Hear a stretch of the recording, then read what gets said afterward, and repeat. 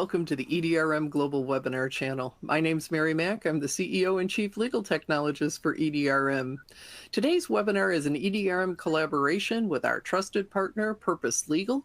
It's called Deep Dive into Digital Investigations, Insights and Tales from the Trenches with our faculty experts. We've got Steve Davis and John Simic with us today.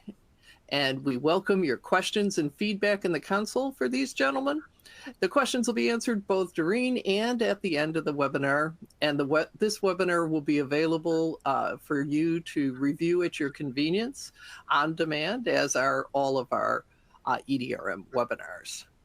Kaylee Wallstead, EDRM's Chief Strategy Officer, is here with us today. Kaylee, what do we have for resources?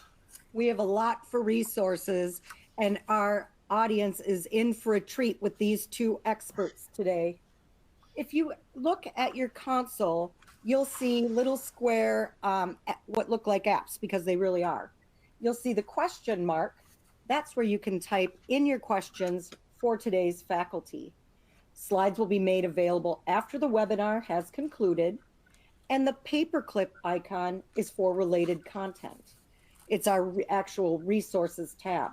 If you click on it, you'll see what we have for you today. 1, engagement tool descriptions to help you better engage with our On24 platform. You can also click to learn more about Purpose Legal services. You can schedule a meeting with the experts at Purpose. You'll also see a link to Complex Discovery's Fall eDiscovery Business Confidence Survey. It only takes 3 minutes, and we would love for you to share your insights. And then up next on EDRM's webinar channel, September 25th, the importance of information assurance in today's big data world. Click the link to save your seat. Speaker bio can be clicked and popped up to learn more about today's faculty. And the latest news is where you can subscribe to EDRM's weekly newsletter and never miss a thing. And just like Zoom, you'll see the smiley face emoji button. There are many more reactions. We're having a lot of fun with this, and we highly encourage you to engage with them. The Twitter bird is where you can follow EDRM and Purpose Legal on LinkedIn.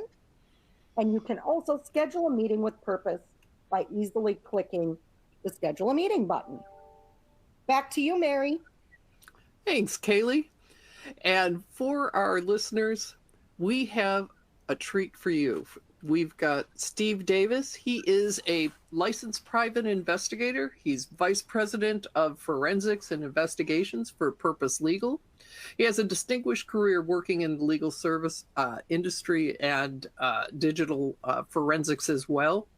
He's got a strong investigative background, managing hundreds of civil and criminal investigations on a national and international scale. He's skilled in investigation management, computer forensics, and litigation support, and his Bachelor of Science is in Marketing and Management from the Illinois State University, and his MBA in Finance and Securities Analysis from the University of Illinois at Urbana-Champaign.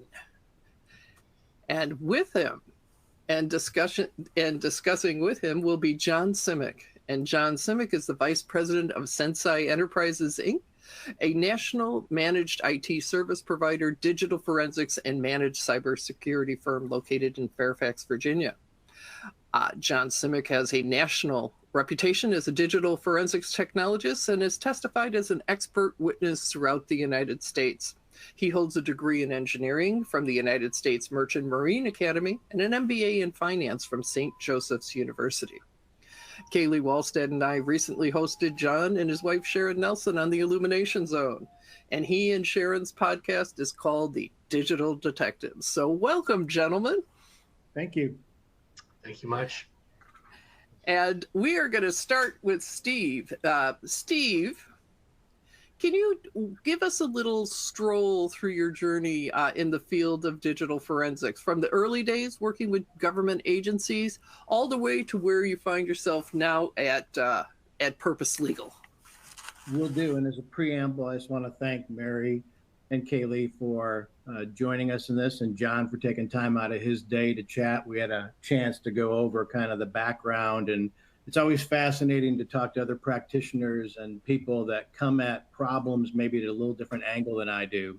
So I came into the business, the forensics business, from the investigation side. When people tell you you've had a long, distinguished career, that means you're old. But about 30 years ago, I got involved with the Resolution Trust Corporation, closing down financial institutions and savings and loans back in the late 80s and early 90s. We had quite the problem in Texas, all the way over to Atlanta and Tennessee, and then back the other direction to Arizona and California, with a lot of lending habits that weren't very good. And back in those days, as a private investigator, I went in and really did the heavy lifting with, really paper. I mean, it was the start of the advent of electronically stored information, ESI. But a lot of our investigations back in those days were more rote and more interview and looking through financials and looking through postings and charts and journals and the like. From that, I got involved about 20 years ago in forensics. So had a baptism of fire, learned from an investigator's standpoint how to look at forensic artifacts and learn all the disparate types of data sources and physical devices and how to go about collecting those, normalizing them, investigate them, and putting them into a platform so humans could review them. So it's kind of a 30,000-foot view of kind of how I ended up sitting here with you. That's amazing, Steve. And John, you've had quite the journey as well. Give us a little thumbnail of your background in forensics and how you came to start Sensei. Well, like Steve, I want to thank everyone, yourself, Kaylee, and Steve for being here. It is a great privilege, if you will, to get all these different experiences, as Steve said. And yeah, as we did in our sort of warm-up discussion that we had several days back, we tend to get to where we are today, certainly not through a straight line, right? I mean, I'm an engineer by degree, been involved in technology. So, unlike Steve, hitting it from the investigative side, I hit forensics from the technology side. And I've been involved in technology, since high school days, if you will, all the way through college. Post that, my career, my 20+ career at Mobil Oil, I spent a lot of time in their systems organization and, with mainframes and PCs and, coax cables, before they had this thing called the internet. So I concur, Steve, we are old. We've been around a long time, seen a lot of these things. After leaving Mobil and starting Sensei, we started with as a managed service provider, if you will, and dealing with legal and IT, because technology and lawyers, at least certainly in the 90s, those were foreign words. You didn't put those two in a single sentence. So we were helping lawyers and law firms really automate themselves, and apply technology to their practices, make themselves more efficient. And then in 1999, a lawyer friend of ours, colleague, called us up, and he said, and said, John, I've got this case that's with the FBI. I've got a client. I'm defending. It was a criminal case, and said, and it involves this thing they call the internet. Can you help me with that? And that was really the beginning of my forensic career. I helped him out. I said, yes, I do. I know quite a bit about that. Went and testified, qualified as an expert, says, I can do this. And began then taking training courses, et cetera, and got more involved specifically and moved from the IT, the technical side, more into the forensic side and actually doing the forensic analysis and testimonies. That's kind of how I got into this game anyway. Well, you guys have seen a lot. I'd like to say you've seen it all, but I know there's some nooks and crannies that you could probably still investigate.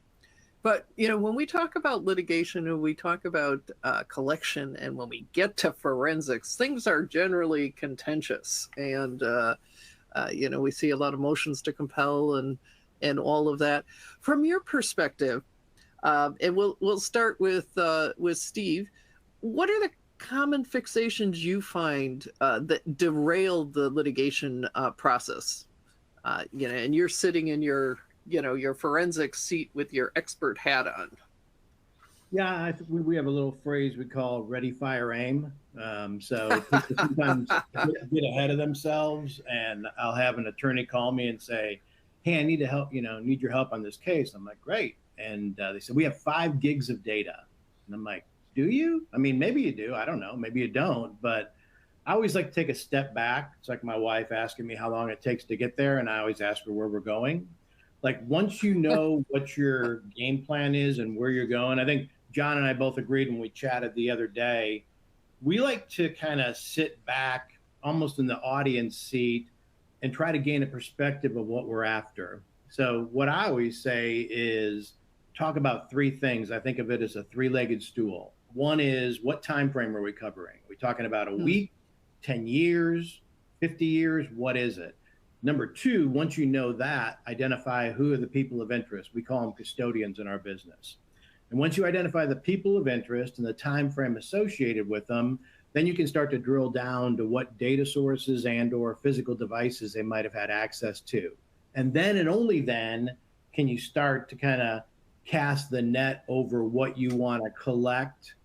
And then once you collect it, you got to decide how do you go about parsing it, normalizing it, and getting into a platform that humans can review things on.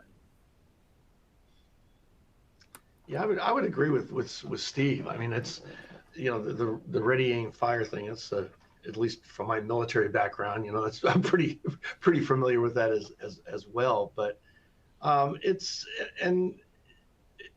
would be nice if, as you started when you started this question, Mary, you said about the contentious nature. It'd be nice if we had everyone played well together, right? And we had cooperation, we had agreement, and we agreed on. I'll build on Steve's points. We agreed on who the custodians were. Let's start there. Let's agree on what's at issue in the matter. Let's agree on how much data are we talking about, and who's going to do what to when and what. It's because, at least in my experience, it's that big net that Steve talked about, right? It's everything that casts says, I want it all. That's kind of like that. What's the interrogatories, right? Any and all, that phrase that lawyers like to use. The kitchen sink clause, yeah. Yeah, there you go. It's the same thing when they're talking about the forensics and the electronic evidence. I want it all. Well, you really be careful what you ask for, because time-wise, cost-wise, et cetera, that whole cost-benefit thing.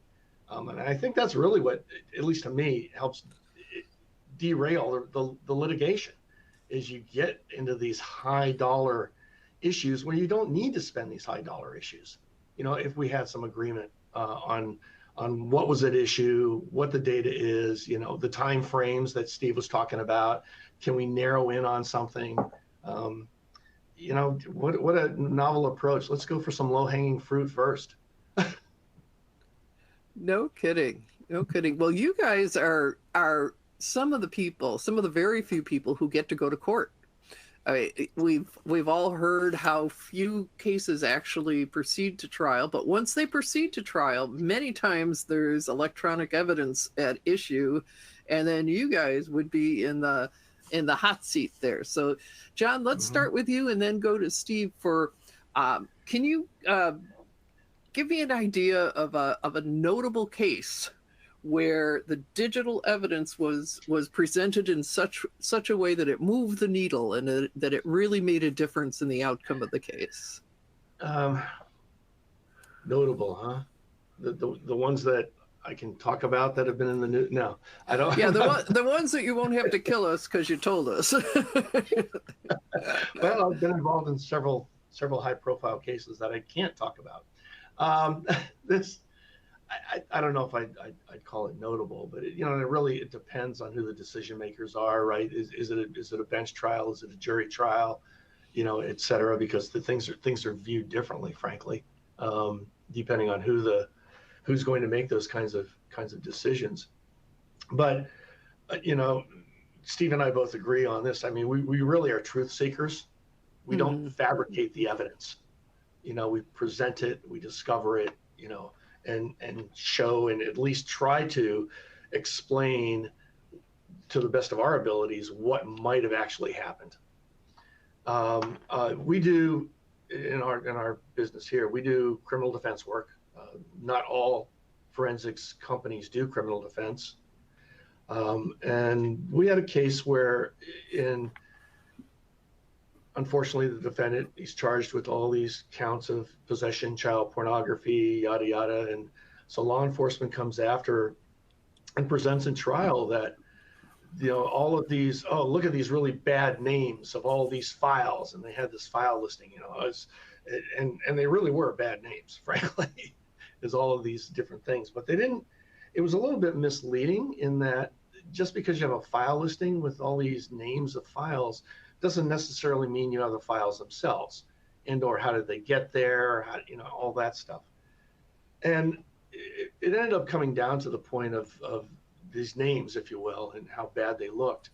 It was a bench trial, and the judge basically saying, well, you know, he starts asking questions about this, and the testimony then comes around to, well, and I think this is another good point, and Steve, I'm sure you do this as well, is that's the use of analogies and more common terms and boil things down to English phrases, right? And examples that people can understand.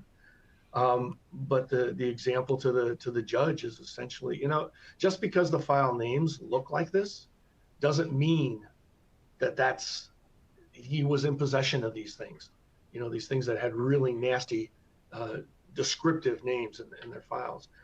Kind of think of it as, you know, an address for someone's house. You don't possess that house, you don't have it, but you've got the address, you know where to go to get it. That's what this file listing is trying to tell you. Well, that's the light bulb moment, right? Is, oh, so there really isn't necessarily possession. And that actually helped shift the decision, the judge in saying, okay, now I'm going to consider this. And the good news, at least for the defendant, was that a large portion, if not all, a portion of those counts of possession were thrown out because they didn't prove that he actually had, you know, the information there. But the judge was not inclined to even look there and go that direction initially. Now, like, the real world is the defendant had other issues to deal with, but on that one thing was. So I don't know if that kind of answers your question. It does, that you were able to put that in a context that had the judge reframe how they were thinking. And that, right. I think that's really important from a forensics standpoint, from an expert witness standpoint. And Steve, what about you? What have you seen in a case where how you explained the digital evidence had a material difference in the outcome? Yeah, and I've testified probably over 50 times in trials in my career. I'm thinking of one of the first ones post-pandemic in Texas that I testified in, and it was an exfiltration case. So exfiltration is a fancy word for people that migrate or take hold of trade secret or intellectual property data, and maybe they plug in a USB, maybe they send it to a repository, and maybe they take pictures of it on their phone, or they attach it as emails or text messages and send it outside the enterprise or the organization.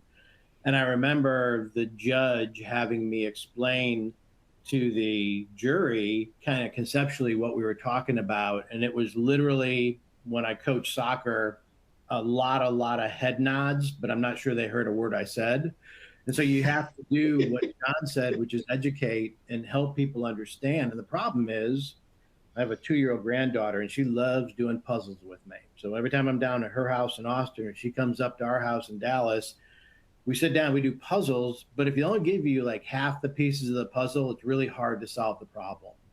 And in cases that we work on, many times we only get a third or a half of the pieces of the puzzle, and you still have to figure it out. So when you think about migration or exfiltration, you may be given the starting point where it left old code, but you may not have the conduit by which it traveled to a new location, and you may not have access to new code companies, computers or repositories to be able to tell whether the data is there. So then it becomes cross-referencing, or what we call correlation or circumstantial, where we have to build a picture and, like John said, describe it to the audience, which in this case is a jury or a judge. And remember, lawyers are advocates, not good, bad, or indifferent. They just are what they are. They're advocates for their side. We're not. We're just scientists. And the worst type of people that hire us is come in, they say, here's what I need you to say. And I hate it. I don't like that at all. And when I was young, I was probably more prone to try to bend like Gumby and do that. Not so much as you get older and you get a little more reputation and credibility. You're like, no, I'll tell you the truth, and I'll tell you what's black and white, and I'll tell you what's gray. And we run into a lot of that, is that you don't get everything you want to have. And so I think it's super important, and John's got a phrase he uses, it's super important to make sure they understand we can only do what we can do. And I always tell people it is what it is. People hate that phrase, but it kind of is what it is, predicated on what we're allowed to see. So I've seen a lot of big cases. I got to work on Deepwater Horizon, which was an exciting one that I got involved with. The forensics were fascinating in that case, and there was no shortage of interested parties on the matter. And seeing it in hindsight and watching it in a movie is kind of fun, having been part of it. Mm. That is fascinating. Now, you guys, you're making sense of how the forensics flow goes, and you do have a couple of catchphrases. Let's see, Steve, you often say, just like a lawyer, it depends. And then John, you often say, just because you can doesn't mean you should. So I'm wondering if, John, if we'll start with you, if you would deconstruct, what does that mean to you? And give me an example of when you had to use that phrase for people. Well, I guess, there's a lot of things that we can do with our tools, with our forensic tools. A lot of things that we can uncover, a lot of information that we can expose that is not generally available to the user, the end user, or to other people that don't possess and know how to use those tools. And those tools are, have degrees of differences in their effectiveness. But generally, I would say they're not cheap. I mean, they're expensive, these tools, and licensing costs. I mean, I'm talking for a single seat in the tens of thousands of dollars a year, for some of these products.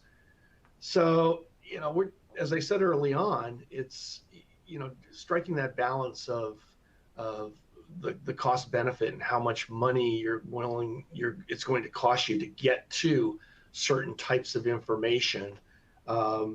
You may not, just because you can get it and just because you can do it doesn't mean you necessarily should be doing it. And I guess one of my favorite things where I use that phrase is that, people tend to overthink. We got to have forensics for everything. Oh, we got to validate this. We got to authenticate it.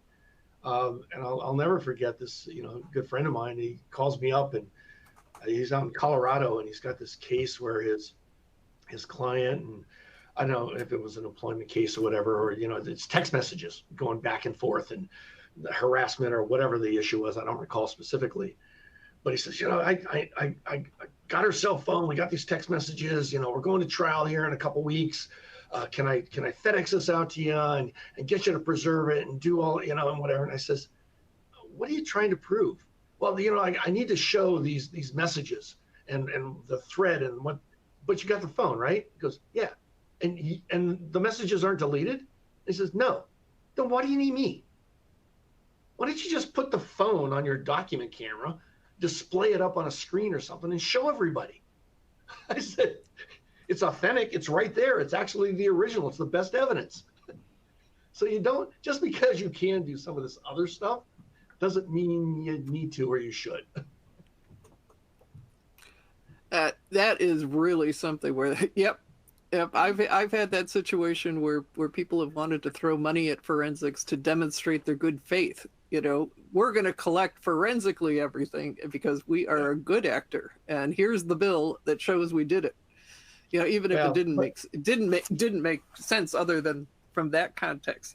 So Steve, my corollary, Mary, to that is that when you do something like that, I will say that that's not good business sense for me anyway. Yeah. Exactly. Exactly. So, our honorary attorney, Steve Davis, saying it depends. It depends. Yeah. Give us an example where that was the answer to the question.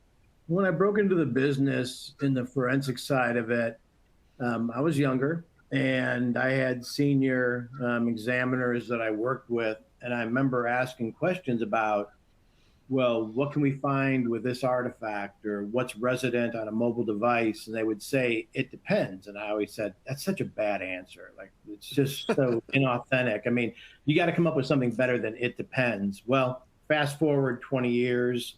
And now that I've been around the block many times, it does depend, because think about the movie Usual Suspects with Kaiser Sose, when he said the greatest trick the devil ever, did on the humans was, convincing me he wasn't real. Well, the same is true when you think about looking at a computer versus looking at a structured database like a mobile device. Like mobile devices, when you look at documents that exist on them or you look at textual communications, like John said, they appear like you can just grab them and put them on your desk. But the reality is they live in maybe a SQLite database, and you really have to extract out information from tables to get it out. So things that come out of SQL or Oracle or SAP or a mobile device may not work as nicely within the confines of eDiscovery as items that are on loose files on a computer. Also, items that are on collaboration and communication platforms, whether they're WeChat or WhatsApp or Viber or any of these things, sometimes those are hidden in encrypted parts of the database. You can't even get to them. Sometimes they just come out very nicely and you can dump them into a format that's easy to look at. But it really does depend. The fact that you have an iPhone versus an Android dictates whether WhatsApp is even on one of those or not. It's not on the Android. You can't get it through that. So people come because they don't know better, and nor should they. They come to us to help understand when they say, can I get it off the phone? Can I grab it off the network? Is it still there? Is there a sync to it? Is there a redundancy? Is there some backup? And the answer is, it depends. Not a satisfactory answer, but an honest answer. And then we have to drill into the facts. And that's where John and I both agree that you kind of sit back, and if you spend that 5, 15, 20 minutes having a conversation about what might be available, then you can drill down into what the realities of the situation are and what you really can access and make sense out of. Oh, that makes a lot of sense. And now I've been saving this question because this is the one I want to know. Forensics people get the smoking guns. We know this. Sometimes a reviewer in a managed review will get lucky and they get the smoking gun. They get to say, "Oh, this is a hot one." They categorize it as hot. But you guys, you've got your test bench and you've got your machines, and all of a sudden something pops up on your screen and you go, "Oh my gosh, this is the key to the case." So John, bring us to one of the times where that happened for you, where you can tell us, and then Steve, we're going to ask you the same thing. Oh, geez, let me think. It's what's pretty common, and I know Steve gets involved in these kinds of cases. The whole USB, stick thing is, they go, oh, well, no, here's everything. I went from company A to company B, and here's your company laptop, and here's all the other stuff. And then when you get into the investigation, you look at it and go, wait a minute, where's that external Western Digital drive that you connected on such and such a date? I don't have that. So that's pretty common, is to get those kinds of things where you look at the USB store and see what devices might have been connected historically. Oh, but we need a juicier story. I know that. Those are everyday things. One, I can't tell you who the parties are, but okay. And the good, well, not good for our client because they were paying us, is when you find the information that basically, it tells the truth. it was pretty high profile case. FBI involved, politicians involved, and as we're going through, and the IT guy that's supporting the folks, they're using PGP and they're encrypting, and it's hard. I mean, you can't get a lot of this data, right? Because it's encrypted. You don't have the keys. You can't see that. I mean, that's the purpose of encryption, right? Is to protect that and make it private. So we weren't getting very far. The FBI is breathing down these guys' throats, and they're doing everything, and really pressuring them. But as we're going through and reviewing the communications that are within the staff and all of that, I think you call a smoking gun was the email that the IT director sent to all of the staff. Basically, and I'm going to paraphrase the contents, was that the FBI is coming to the office today. Please make sure that you're still using PGP to encrypt all the information so that they can't get it. And that message, believe it or not, was sent in clear text. So, yeah, that smoking gun, but not good for our client. So, John, what did you do with that? How did you serve that piece of, this is going to create a settlement opportunity for you, kind of? Yeah, when you get that kind of information, the very next call should be to the client's counsel. And that's who we deal with, right? Are the attorneys for the counsel. And you relay that information, and because that's the attorney's job, right? Is to take that information and go to settlement, go to plea, whatever it is. It's very often, we make phone calls to the attorney where the conversation goes something along the lines of, we've looked at the information, the laptop or the cell phone or whatever your client has, and let me just say that your client needs a different story. Because the evidence does not support what his current story is. So I like that. Well, as Steve said, right, we can't, when someone comes in and says, this is what I would like you to say, can't say that because the evidence doesn't support that. Exactly. Well, thanks, John. All right, Steve, what have you unearthed, and what havoc did it wreak in your case? So I think of a couple examples. One really in the last few months that we had, where there was textual communications between two of the bad actors, and literally they didn't understand what encryption means. So they were using WhatsApp, and even though WhatsApp is peer-to-peer encrypted, meaning from device to device, when it lands on the device, it's decrypted. So they literally were writing about, lawyers are such fools, they're never going to find this information. This is what we're doing. All our data is encrypted. And I'm like, dude, it's not encrypted that way. It's just encrypted in transit. And literally they spilled their guts in their text messages, which was, like John said, pretty fast, do not pass go, straight to jail. You just send that textual communication, you flip it over the fence to the other side, they read it, and they're like, let's go ahead and get this thing settled.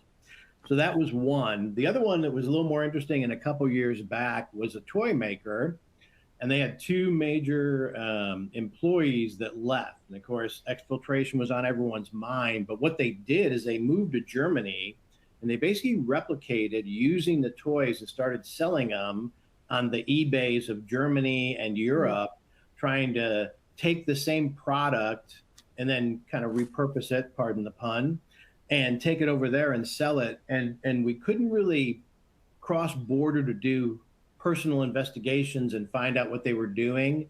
So what we were able to find is we started to scrape the Skype communications. Skype can live a lot of different places, but in fact, in this case, they were communicating off of their PCs, and the Skype communications and the settings allowed for us back in the day before we had solid state and it overrode everything, we were able to go back and actually recover data. We got all the communications from Skype showing that they were establishing a business in Europe that was using our products. I say our clients' products locally, taking them, buying them, either taking them out of inventory or buying them cheap, and then selling them on an uptick in a different location, thinking they'd never be found out. And through the forensics, through the investigation, we found two systems that corroborated the fact that they did this scheme, and it basically settled, well, not settled, but got them in big trouble, actually shifted from a pure civil case to a criminal case as well. Interesting. And Steve, you just mentioned that the solid state, makes a big change in what you can get in terms of deleted files. Can you explain that to our listeners? Sure. So we used to be able to carve for data, and then we'd get fragments from Slack that we could put into a text editor, and then we'd take 200 characters up and 200 characters down from researching for Mary Mac or whatever, and we could put it together as putting Humpty Dumpty back together again, and trying in a textual way to look at data or to resurrect through headers and footers files that existed. And so we spent a lot of money, and there was a lot of work done in that area. Solid state, the introduction of those hard drives is basically all the time when you turn them on and turn them off. It's teaching all that Slack space to go away. So basically it overwrites the information that exists there. So frankly, besides those things that exist in a recycle bin, and John, tell me if you think differently, but besides what's in a recycle bin nowadays, or whether you have a sync or backup that's redundant, we really don't do much carving anymore at all. No, there's very little that's retrievable, if you will. It's not worth the energy, because success rates are very low compared to the old, since we are old, the old days of the spinning discs. And the reality is that, and I'm sure you have the same experience, Steve, is we don't see much in the line of way of computers anymore. And the computers we do see are, in fact, solid state drives. I mean, it's over half. Or servers, or the bigger servers. Yeah. No, it's cloud-based. I would say cloud. Everything John's right. It's shifted either to cloud repositories, collaboration platforms, right? So everyone's on Teams or Jira or Confluence, and they're communicating that way, or everyone believes that. I always find this humorous, but back in the day of computers, people kind of minded their P's and Q's. But with mobile devices, for some reason, they think they're impenetratable or they're unerasable. And so they do things behavior-wise that blow my mind on a mobile device that they would never do on a computer, even though we can go ahead and get many of the same artifacts and do some of the same analysis from those.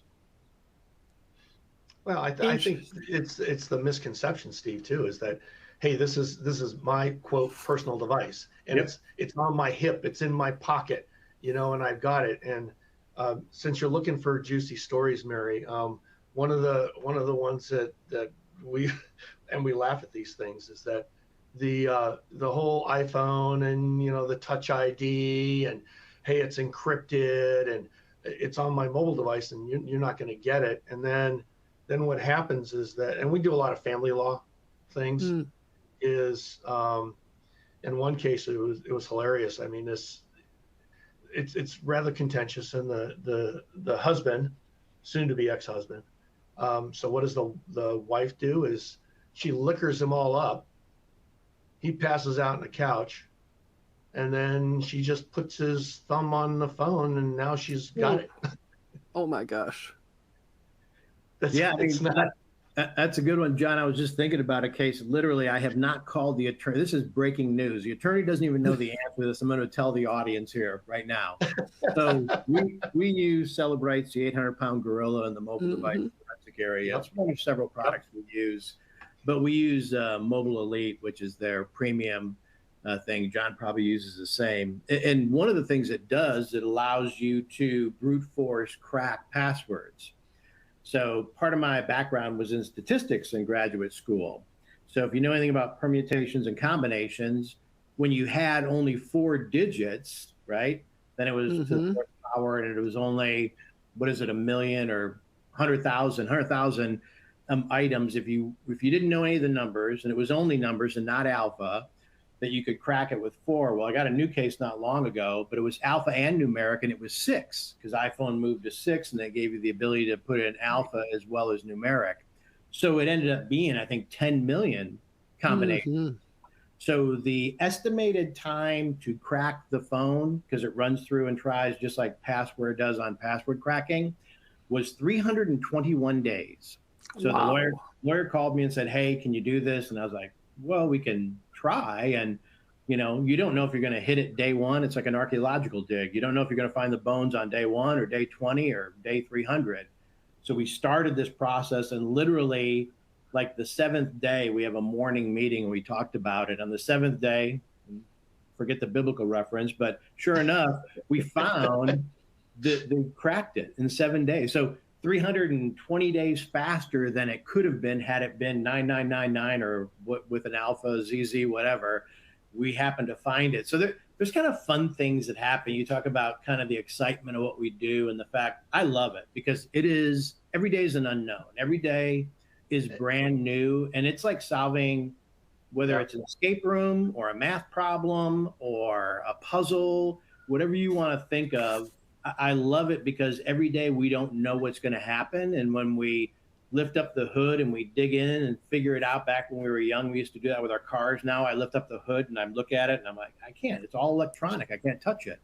But with forensics, you can still do that. And you can still kind of surf around. One of our analysts found some tremendous stuff on a recent case just by digging into some of the databases in the iPhone to find deleted materials that the other side claimed didn't exist. So to me, it's very exciting because it's still very sleuthful. Yeah, and you don't. I'll add too. You never underestimate. I want to say this properly. The lack of capabilities of the end user. In one case, we had several of the files are encrypted. And as Steve said, it's like, okay, tell the attorney. Yeah, based on file name, it's probably some of the information that you're looking for, but we don't know. These things, we can throw them at password crackers at them and whatever and try, but who knows how long that might take. And then after a day or two and further analysis of that particular device, we stumble upon a document that's named "Stuff Not to Forget." And in there are the decryption keys for the files we're looking for. There you go. That is nice. That is nice. Never underestimate them. So we have some questions from our listeners. The first one is, what would you say to somebody who has some major concerns about handing over a personal device like a laptop, a cell phone, iPad, all the private things? So I get that question only on every case. That's what I always tell you. My wife says you can pull a string and you hear the same stuff come out of me in my office. But everyone's concerned with privacy, and well, they should be. Okay, hacking's very real. Social engineering is very real. I have 3 daughters. I have a wife. I'm concerned about their stuff. I don't want people looking at social media or pictures or communications of my family. So I totally get it. The 2 things to understand, and what I tell people all the time, is first of all, what we do and how we do it is in an encrypted state so that we ensure against man-in-the-middle attacks. I mean, we basically understand, when you talk about companies that employ people to handle their stuff, forensics is A+. I mean, compared to FedEx and Amazon and everybody else, we're more concerned and more worried about your data than anyone else out there because we're held to the highest standard as forensic professionals and private investigators. Number 2 is we ain't got time to look at your stuff. Like, we are very, very busy. We have 20, 30, 50 cases going at a time. And everything that you have on your phone goes into a black box. It doesn't go onto my computer screen where I start to check out your pictures or your communications via text. It goes into a black box, and then it's a matter of protocol. It's a matter of both sides agreeing what does matter in this case. And if we agree that it's communications between Mary Mack and Steve Davis via text or email, that's what we're looking for. And the only stuff that gets spit out of that device or that computer or phone or whatever are those things that meet that result. And everything else we can flush down the toilet, or we can save it. We can return it back to the client with chain of custody so that's, held for safekeeping. There's lots of ways to skin the proverbial cat of holding onto the data, keeping up with your preservation, and still meeting the necessities of what has to be exchanged with any discovery. So I totally get it, but the notion that anyone has the time or the interest, we don't, of going through your stuff. And secondarily, there are ways to protect it scientifically and technologically, and there's ways with protocol to make sure both sides agree that we can safekeep your data and not expose it. Last thing I'd say is, like our lab, keep it air gapped so we don't touch the internet. So no one's going to be swooping in and looking at your evidence because it's put into a sandbox or a location where people can't get to it. Yeah, I would echo what Steve said. A couple of challenges though I see with that, and at least what our personal experiences are, and I alluded to it early on, is yeah, you should have some sort of a forensic protocol for dealing with this stuff, but key to that is agreement. And I'm here to tell you, I had a case a couple weeks ago. There's no flipping agreement. I mean, this should be easy. Come on. And that's, to me, is one of the big challenges, is getting that agreement together. But key to all that is that the information, whatever, that we come through, and like Steve says, maybe it's communications between two people, maybe it's images only between these dates, or whatever that's the issue. And it's not ours to make that determination as to what's relevant. That's up to the lawyers and the client, et cetera, that kind of stuff as to what gets turned over. But what's key to that is that it needs to, if it's my client and we're turning it over to opposing, counsel or the opposing party, then our client's lawyer is the one that needs to receive that information. And then they screen for, is there anything personal here? Is there anything that doesn't apply, that isn't relevant, et cetera, that shouldn't go, right? That's the client's, daughter's birthday party pictures or whatever, things like that. They should be screening for that.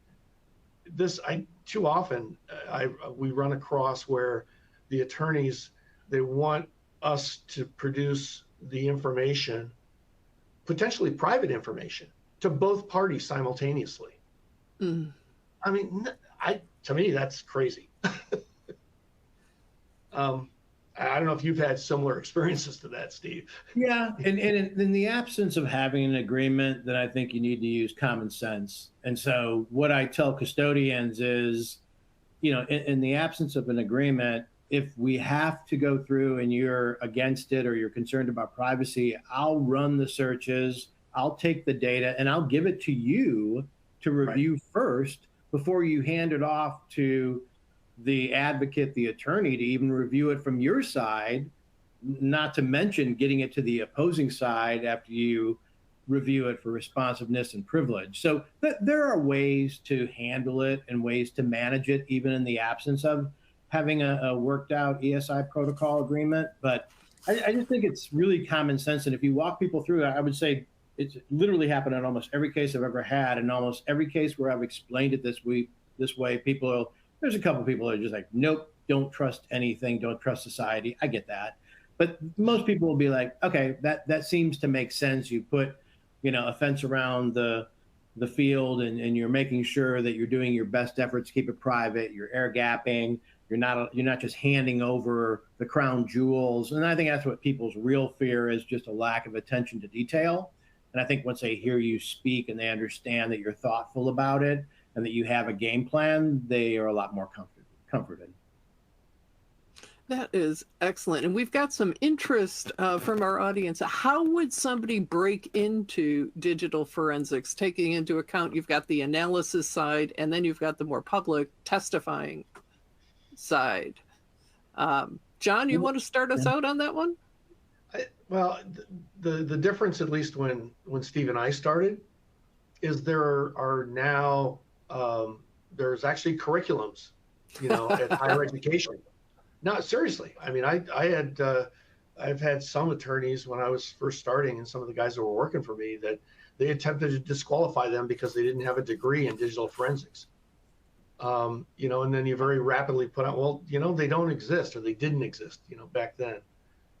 So that's one area, and several of our folks, that's where they come from. They come from actually being formally educated, in that. But any kind of a technical background, I think, is advantageous today. We're finding is folks more focused on cyber, and so they're coming to us with cybersecurity type degrees and looking at things more from that realm. I like to have people that are more rooted in some of the fundamentals, right? Whether it's cyber, IT, whatever it is, networking is key. Understanding communications and how data flows on a wire, or through the air, whether in the internet or messaging, those kinds of things. That to me is very important, especially if they're technical folks, to doing that, as opposed to project manager and that kind of stuff. But no, I think and there's nothing wrong. You mentioned about testifying. There's nothing wrong with what I call quote lab rats, right? Some folks just don't have the personality to be on the stand. So, but they're very, very good with the technology. And that's super. I love those folks. Yeah, 30 years ago, I went to University of Illinois, and brick and mortar, very expensive. Sat there for a couple of years, got my master's program, focused on finance and securities analysis statistics. Nowadays, it's a lot different, isn't it? Here we are talking amongst ourselves in, Fairfax and Dallas and Mary, wherever you are. And, we can get together. And so obviously education's the same thing. Now you have EDRM, you have SANS, right? You have NCASE, you have all these resources that are out there to educate us, to allow us to get degrees, to go ahead and do deep dives into areas. So, now it's so much more readily available for younger people that want resources. Hey, reach out to the oldies like John and Steve. We'll give you recommendations, but also do my kids call me, they're like, hey, do you have a recipe? And I'm like, do you have Google? Like, why are you calling me? Like, get out and Google it. Like, it's there. You don't need to call dad to get it done. Same thing here. There are so many resources available. I spoke at the Open Tech show out in Vegas. And while you're there, you can take classes. You can get like 20 different classes knocked out in the matter of 2 or 3 days on NCASE, if that's a flavor you like, right? Celebrate does the same thing. We get educated all the time in our lab, where we used to have to do planes, trains, and automobiles and send our people off. Nowadays, we're able to do it remotely. So there's huge opportunities to get educated and see if this is for you. Yeah, and how important do you think it is to be certified in the tools that you use? Well, you'll get torn apart if you're not. Remember, so sort of important. so when lawyers have facts on their side, they argue facts, right? When they have the law on their side, they argue law. When they have nothing on their side, they just argue. And nowadays, what they do is they actually argue about process.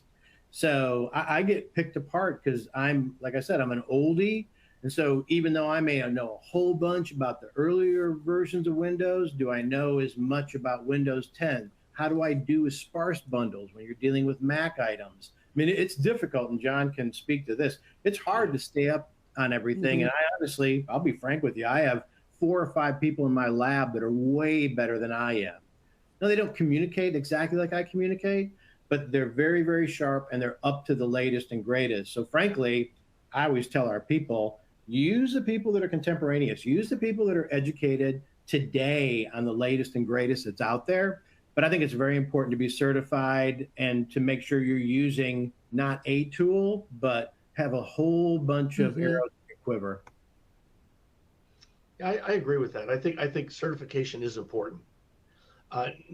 Not necessarily, but and having multiples thereof, but because it depends on what you might be called to testify with. And Steve's exactly right. The lawyers will pick away at you if attempting to disqualify you, number one. If they can't do that, then discredit. And I, from personal experiences, I will say DOJ attorneys are really, really good. Interesting.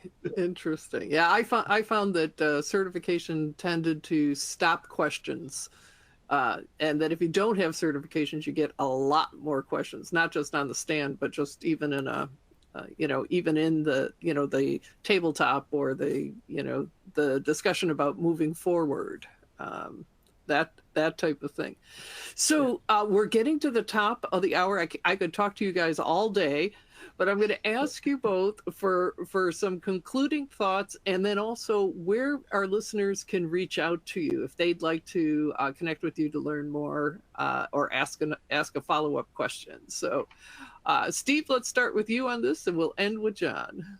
Well, you can reach out to me on LinkedIn. It's an easy way to find me and get me without posting. Get to EDRM. They know where to find me at all times as well.